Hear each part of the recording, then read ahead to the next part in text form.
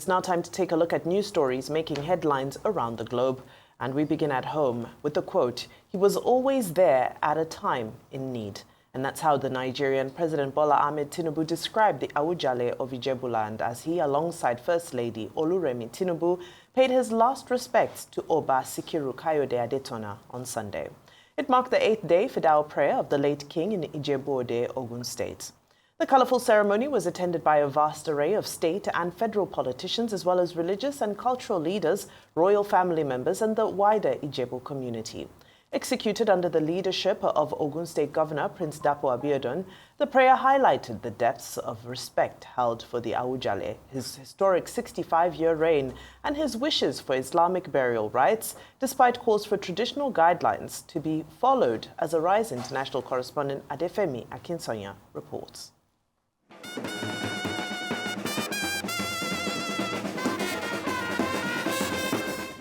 From the crack of dawn, well-wishers lined the streets of Ijebu-Ode. The sounds of drums and trumpets filled the air, dance moves graced the ground. 1 week after Oba Sikiru Kayode Adetona went to meet his ancestors, the town played host to his 8th-day Fidal prayer. It's an Islamic ceremony where family, friends and well-wishers gather to invoke Allah, pray for forgiveness and celebrate a life well lived.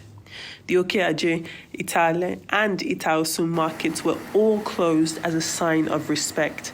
Another example of that respect was the organization of the entire event by Ogun State Governor Prince Dapo Abiodun. He welcomed Otumbas, governors and traditional leaders to his home in Ikperu, some 35 kilometers away from Ijebu-Ode. That's before setting out to the purpose-built Gateway International Agro-Cargo Airport in Ikenne to welcome the guest of honor. As Air Force One touched down, President Bola Ahmed Tinubu, alongside First Lady Senator Oluremi, emerged, welcomed first by the Governor and First Lady of Ogun State, Bamidele Abiodun, as well as a devoted crowd of supporters. Together, they all made their way to the Awujale's private residence on Igbeba Road in Ijebu-Ode. President Tinubu, his First Lady, and Governor Abiodun laid wreaths at the gravesite of the late king, who was buried, according to Islamic rites, on Monday, the 14th of July, despite objections from traditional groups who wanted to perform ancient rituals on the king's remains. The presence of bishops and archbishops representing the Catholic Church is a testament to the Awujale's religious tolerance. Thereafter, the president entered the home, where he was formally introduced to members of the grieving Adetona family by son-in-law Olariwaju Daramola. President Tinubu then shared memories of the late king and words of encouragement to the people of Ijebuland in this exclusive conversation with Arise News. I share in their griefs. A Tatan is gone. A conscience of Ijebu is gone. It is left for them, the Ijebus, to just come together and continue to be one in the memory and honor of the legacy that the old man left behind. Onwards to the Dipodino Stadium, where the streets were decorated with smiles and waves of people thrilled to see the face of their president in their hometown. Inside, prayers were made and moving tributes were given. Kabiyesi was more than a monarch. He was the voice of the voiceless, the fearless conscience of a nation, and a revered patriarch whose legacy will echo through time. Baba was a man of exceptional intellect and also rare integrity. It's indeed a great honor for us. And as the president said in his remarks, he had actually bestowed a lot of honor on Kabiyesi in his lifetime, which he was very happy that he was able to do. One of them being conferring on him the GCON, the other naming the College of Governance in OOU as a College of the National Institute of Policy and Strategic Studies. He was always there at that time of need for all of us. His legacy will endure It's left for you and I to reflect the culture, the value that he represented. God Almighty will grant him a legion of Fidaus. The reception saw Olori Omoba, Akile Ijebu, Wasiu Ayinde take to the stage showering praises on the Adetono family.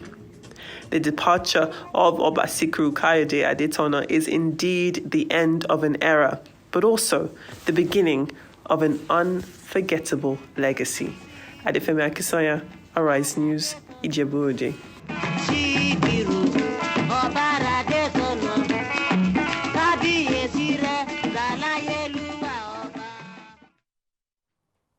Truly a befitting send-off. Well, meanwhile, the family of former President Muhammadu Buhari, for the first time since his passing penultimate Sunday, released a public statement yesterday describing his demise as an irreparable loss and pain beyond words. Acknowledging the support and show of love by Nigerians across the board, the family especially appreciated all those who participated in the burial and prayers for Buhari.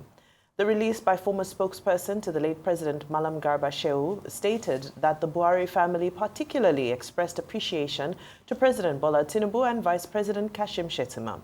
The family also thanked King Charles III of England, the United Nations Secretary General, governors, and other dignitaries, as well as all Nigerians for their prayers and their role in the burial of the late President Buhari.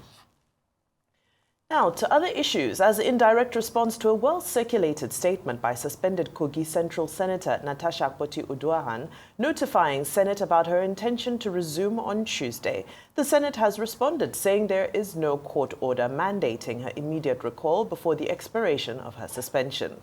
In a statement on Sunday, Chairman Senate Committee on Media and Public Affairs, Yemi Adaramodu, said Akpoti-Uduaghan's plan to resume is based on a misinterpretation of the recent judgment delivered by Honorable Justice Binta Nyako of the Federal High Court, Abuja, cautioning her to respect due process. According to Adaramodu, the court merely gave a non-binding advisory urging the Senate to consider amending its standing orders and review the suspension, which it said was excessive. He maintained that the court explicitly held that the Senate did not breach any law or constitutional provision in imposing the disciplinary measure based on the senator's misconduct during plenary. The Senate spokesperson had previously issued 2 public statements following the judgment and the subsequent release of the certified true copy of the enrolled order. And finally, to Enugu State, where the Enugu State Electricity Regulatory Commission, the EERC, has issued a new tariff to Main Power Electricity Distribution Limited, the utility that succeeded Enugu Electricity Distribution Company, for electricity distribution in the state, reviewing electricity cost for Band A from 209 naira per kilowatt hour to 160 naira per kWh, effective from August 1st, 2025. Now, this was contained in the Commission's order number EERC 2025-003, entitled Tariff Order for Main Power Electricity Distribution Limited 2025, issued by the Commission at the weekend. It said its decision was cost-reflective, insisting that tariff must reflect power generation subsidy by the federal government for the benefit of electricity consumers. EERC predicated its action on the Enugu State Electricity Law 2023, which empowers the Commission to regulate the activities of operators in power generation, transmission, and distribution in and exclusively for the state. Well, Rufai, this continues a conversation that was started, or rather, should I say, a heated debate that you had with Reuters last week about subsidies, how to navigate. It's interesting to see how Enugu State has chosen to navigate the subsidy issue. It's interesting to show it, but like I stated, and I think I said some things that day, and I said, see, I talk to people that produce power, and the cost was less than that 209. For Enugu to do this, it shows I was correct, that the cost is less than that 209. But there are many other issues. MBET, which is the bulk purchase. In this quarter alone, federal government has put some money aside. MBET is supposed to, help collect those monies and transfer, and bulk buy from the generating companies, the GenCos. So they've put some money aside, in those subsidies and all of that. And I think amounting to well over, I think, 300 million, thereabouts, $300 million. I'm not familiar with the numbers now, so they've put some money aside as regards that. But also the thing is, what they're saying about the system is the fact that for all of this to work, there is still a culture on ground that is debilitating. And those were my arguments the other day. The fact that this main power will still hold a lot of autonomy, and who regulates the greed? That's still a conversation on ground. The fact that how do you even solve the problem that when you have registered over 13 million customers in this country, only about close to 7 million of them have meters? Electricity theft too is another problem. That's another fact on ground. So once you don't solve these cultural issues, you cannot have sort of like a utopian electricity market like some people have. And even in the most enlightened countries in the world, you still have some level of subsidies. Even if, when the transitional period runs its term in 2027, you're still going to have subsidies for the downtrodden in society. So what you have just seen Enugu do is to face the 2023 new law where they say states have autonomy. But the greed is still handled by the state, which is because of security considerations, which is an important factor. And hence, I make reference to the case of Manitoba, that when you even call a private partner in, it all turns to skirmishes in the end, because as long as it's still handled by the state, forget it. They can get investors, get private partners, it's still going to turn into problems. So in solving Nigeria's electricity issue, you need to solve the cultural issues. My word is culture will eat strategy for breakfast. This is a welcome development as regards Enugu. But having an effective power market has to do with removing a lot of the things that, are encumbrance with the electricity sector. Take, for instance, electricity theft in Bai. We lose, a 2021 report was saying that we lose close to $20 million in that. In the first quarter, we lost close to $60 million in 2021. Prorate that for a year, it's going to hundreds of millions of dollars. That money will cover a certain percentage of even the subsidies paid. In fact, it is said that any electricity, 25 to 40% of every electricity pushed out in this country, transmitted in this country, is lost due to electricity theft. How do you turn the tide on that? A country where a lot of people... So there are many problems about the electricity that I don't want to start on this morning. As regards Natasha Akpoti, when the CCT came out, it was clear. 2 judgments were given against us. Like I argued strongly here, the contempt was against the court. And the CCT also proved it. And that's why Senator Akpoti has gone back to the court and she's making a challenge of the procedure that ensued with the contempt. Because when somebody files a case of contempt in court, then there are procedures. The first procedure is the issuance of a Form 48. Then another issuance of a Form 49 if the Form 48 is not well responded to. And the process goes on. Like I stated empirically then, the contempt was to the court, but she's also going to challenge that.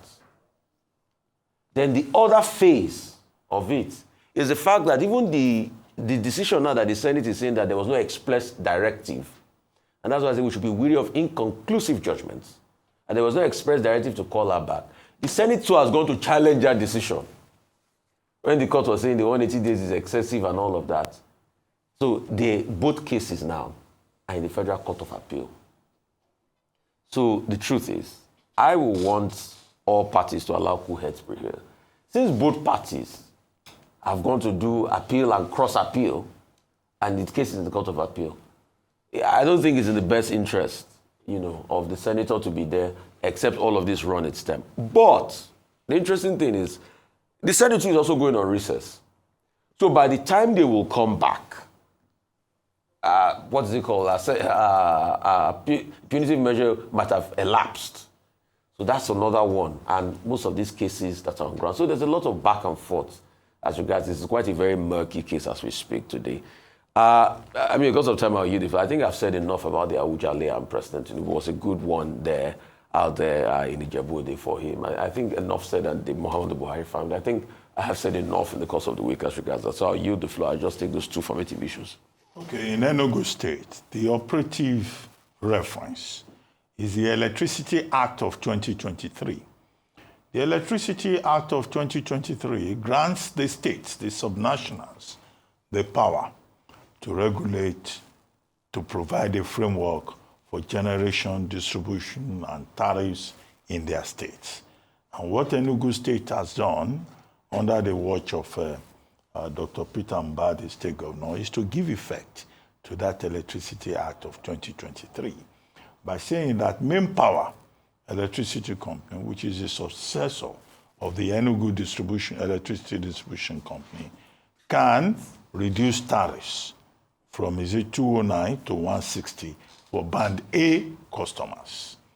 And, you know, one part of that statement says this is cost reflective. Now, because cost reflection has always been the issue with the service provider saying, oh, the tariffs are not cost reflective. But first, the point about the Electricity Act of 2023 being tested. The second part of it is the emphasis is on the customer, service, reduction of rates. But the rub of it is whether the electricity will be available. Because part of the problem we have with Band A, whether in Enugu State or elsewhere, is that the thing about Band A is that there will be 24 hours provision of electricity. But have we seen provision of 24 hours electricity anywhere where Band A operates?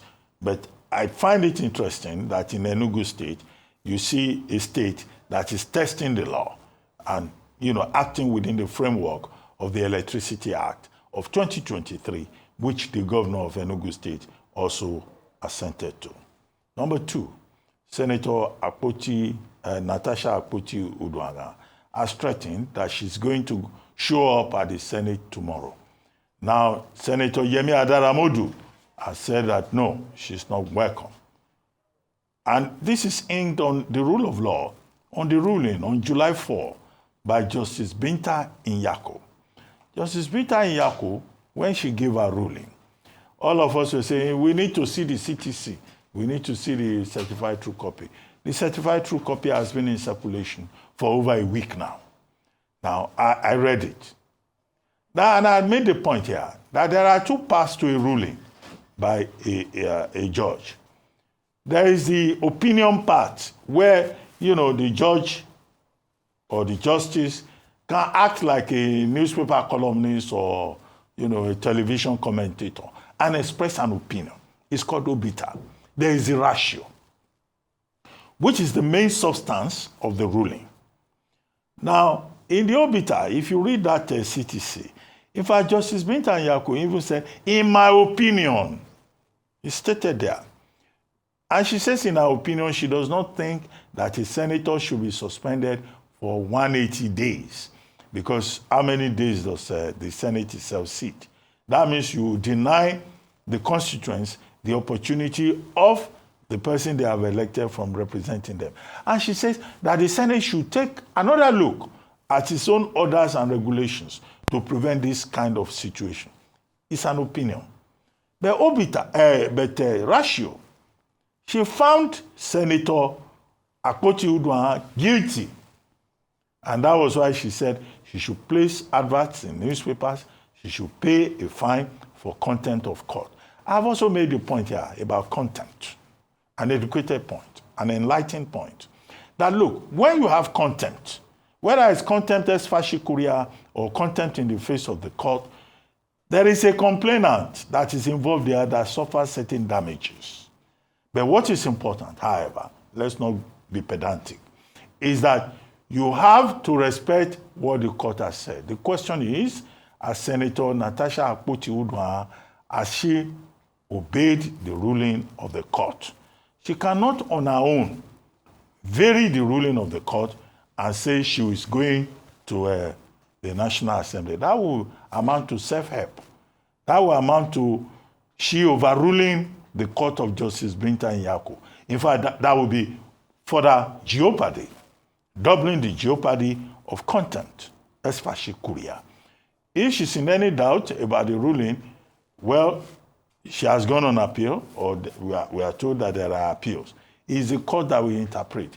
We should not encourage any lawmaker to resort to self-help. We should all operate within the ambit of the rule of the law. This is not about emotions. This is very straightforward, commonsensical analysis of the process. Now, the third point, the president went to honor the late Awujale of Ijebuland. Now, the 8th day Fidao is very important to Muslims. Now, when a Muslim dies, you know, the tradition is that they bury the person immediately. But it's during the 8th day Fidao that they have the main ceremony. That's when you see them slaughtering ram, having musicians, entertaining people, and all of that. But the president used that occasion to go there with his wife. Not just with his wife, with a high-powered federal government delegation, ministers, members of the legislature, and other interested parties who followed the president to that place to honor a man that President Tinubu described as an impactful monarch, a man who was principled, a man who was courageous, a man who worked for the unity of Ijebuland and the unity of Yoruba land. I think it was very good that the president went there on the back of his previous visit to the burial of President Muhammadu Buhari. And he did very well in that regard. And we must underline the fact that the Buhari family has issued a statement thanking the federal government, thanking King Charles III, thanking the vice president for the support that they have shown. However, by way of a footnote, by way of a caveat, it must be recalled that when President Shehu Shagari died, President Buhari did not show up there. He sent a delegation, a low-level delegation, but he did not accord President Shagari the same kind of dignity, honor, recognition that President Bola Tinubu has accorded him.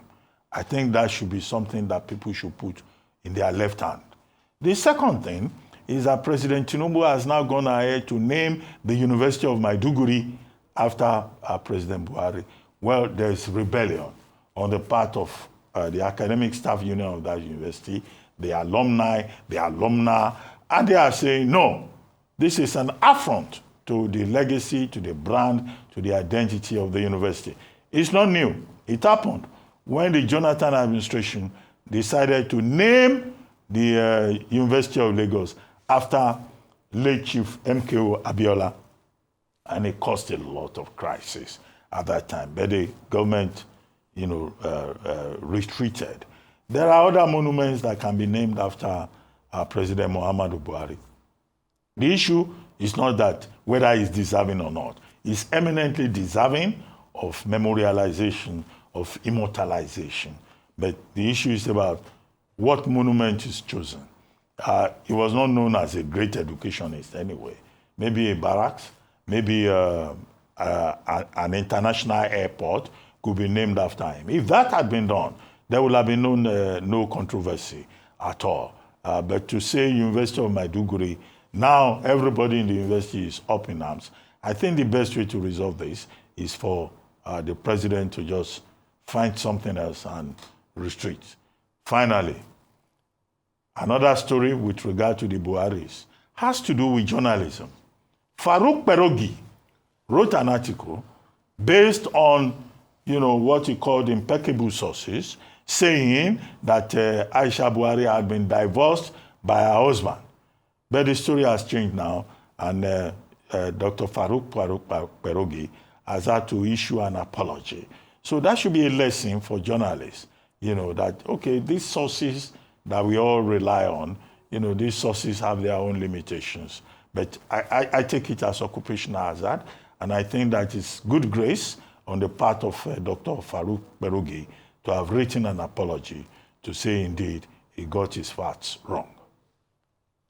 Absolutely. Now, just continuing on some of the conversation that continues around the departure of the late President Buhari, and I'll connect it to the visit by the President to Ogun State. It seems a case of damned if you do, damned if you don't, because you accord this such a dignified send-off for someone, and the ADC and other people.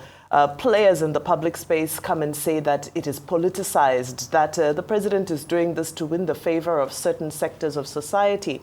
Now, if he hadn't done that, we can just imagine some of the uproar that would have come out of it. So it's such a tricky place to be, which is why we always stand by strong institutions and by just dignity around the institution of the presidency and a precedent that can be set consistently and continuously over time, such that these types of occasions do not become partisan, they do not become sentimental. They should always be accorded, the honor and respect and dignity that is attached to the offices that those individuals were attached to. Now, one thing that I say is somewhat of an oxymoron in all of this is that what we saw was refreshing, is that in a period of just a couple of weeks, we've seen the president go to Katsina, we've seen him in Kano, we've now seen him in Ogun, which is more occasions we've seen him traveling around the country than we have since he came into office. Now, it's unfortunate that all of this was driven by tragedy, so to speak, even the visit to Benue State as well. However, it's refreshing to see the president traveling around the country, and I hope that we can begin a new culture where we see the president traveling around the country, not for condolence visits and not because there's bereavement and so forth, but because it should be within the purview of the office of the president to be out and about around Nigeria, to travel more within the country than we see international travel. So that's one thing. Some people may say it's attached to politics and politicking and the journey to 2027 and so forth. No problem. But all we are saying is that we would like to see the president continue on this trajectory of more domestic travel and less international travel, because there certainly are more corners of Nigeria that need his attention and that need some of the attention that comes with his experiencing the situation on the ground. Because tomorrow we don't want people to say that, oh, the cabal around the president was lying to him about the state of the nation. At least if we know that he's going to various places around the country, even though we know that this is a controlled visit and he doesn't really get exposed to the true nature of the situation on the ground. But in Benue State, for example, at least he was exposed to the state of the roads. So I say this is a good start, and let it not just be condolence and bereavement visits. I hope that we can see other visits, and not just commissioning either. Let the president just, let the whole nation get the feel of the president and the presidency as he travels around the nation. Now, very quickly to issues around electricity. And according to Enugu State, the actual tariff, the actual cost of electricity is 112 naira. This is with the charges of 45 naira on that. So them taking it to 160 naira also reflects the fact that we're trying to do a tiered system, the band system, which says that, okay, those who receive less electricity should get more, should pay less for the commodity. However, I think in all of this, the conversation of subsidy, the conversation around the validity of subsidy and how we can confront what has become, I know Rotus will call it the dragon of subsidy, because of course we've bastardized it. Because there's so much corruption attached to it. There's just so much negativity associated with the concept of subsidy. But when you look at it on a global scale, there's so many countries who've been able to implement subsidies well. And we ask ourselves, what is it that needs to be done for us to see an effective subsidy that both provides stable electricity and allows the most vulnerable in society to be able to access it? Because accessibility is one thing. Affordability is another thing. There's no point in us having 24-hour electricity generation in every corner of the nation if we are not able to afford it. So I hope we'll be able to meet a middle ground. And congratulations to Enugu State for being able to focus on more of a consumer-driven approach that brings a little bit of reprieve even to those in Band A who are said to be the most privileged of society.